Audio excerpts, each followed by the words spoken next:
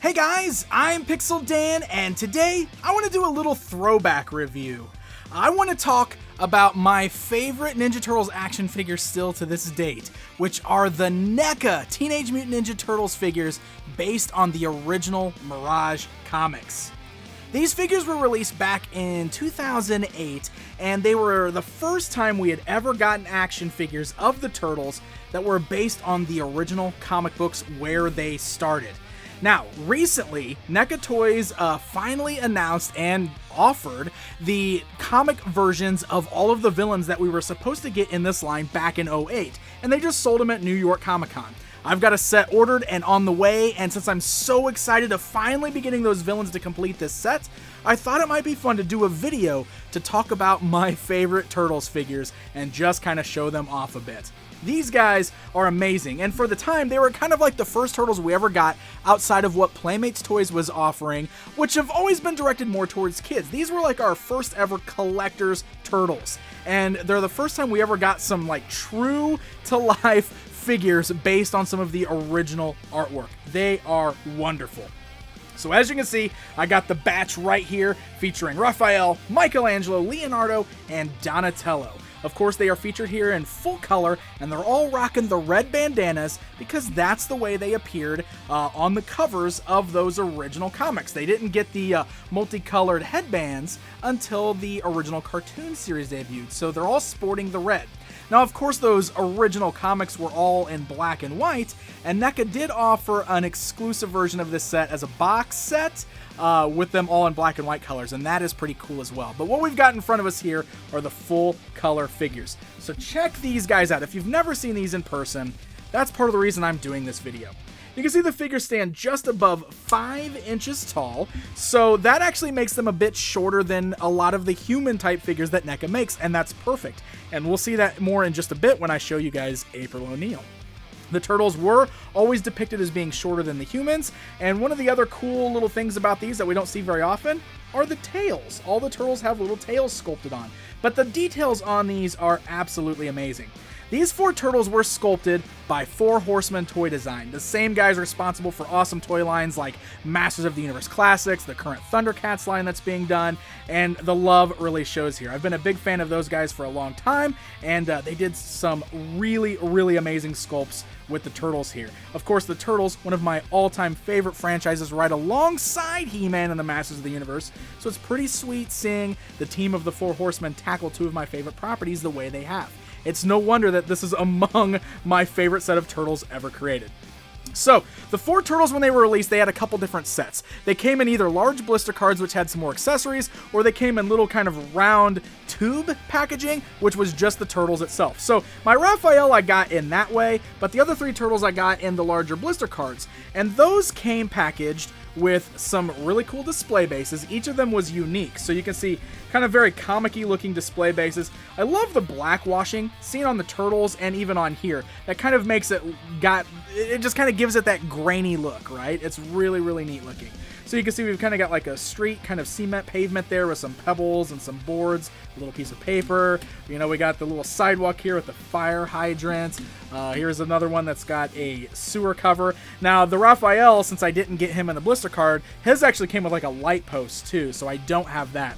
But what's really cool about these is they were meant to kind of fit together, and if you had all 4 of them, you could make one big large base. Unfortunately, I've only got the 3, so I can only connect 3 of them together, but it's still a neat way to kind of display your Turtles. There you go, you can kind of set it just like that, and it does have pegs on there, or you can just kind of stand the figures on there however you want to. But it looks pretty nice. You can see it goes all side by side there, and that's a way that you could display these on your shelf, so I love that. In addition to those, we also got some little pack-in accessories, like, for instance, we got the little TCRI mutagen canister, which is really, really cool. Love that. And I've also got the little baby turtles. Now again, I only have 3 of these guys that I bought on the blister card, so I only have 3 baby turtles instead of all 4. But they are still very, very cool. And it's just a neat little extra thing that you can have in there. You can pose them with the little TCRI mutagen canister there. Kind of recreate the birth of the Ninja Turtles. So really, really cool. I loved all the pack-in accessories. But let's talk a little bit more about the figures themselves. The sculpts I already mentioned are fantastic. But the articulation is really nice on these as well, and they've got some really great weapons. For example, Michelangelo has his signature nunchucks, but you can see a real metal chain on there, which is so wonderful. And they've got nice ball joints at the head, so you can see roll the head all the way around. You got the hinge joint on the neck as well, so you can kind of move the neck forwards and backwards. Ball joints at the shoulders, swivels. You got a nice standard joint at the elbow. You got swivels at the wrist as well as hinges on the wrist there, which is very nice. You got the nice ball joints at the thighs, so legs can go outwards, forwards, backwards, and swivel. You got nice joints that are hidden under the knee pads. I love that. That's always kind of been like a NECA signature. They're really great about that.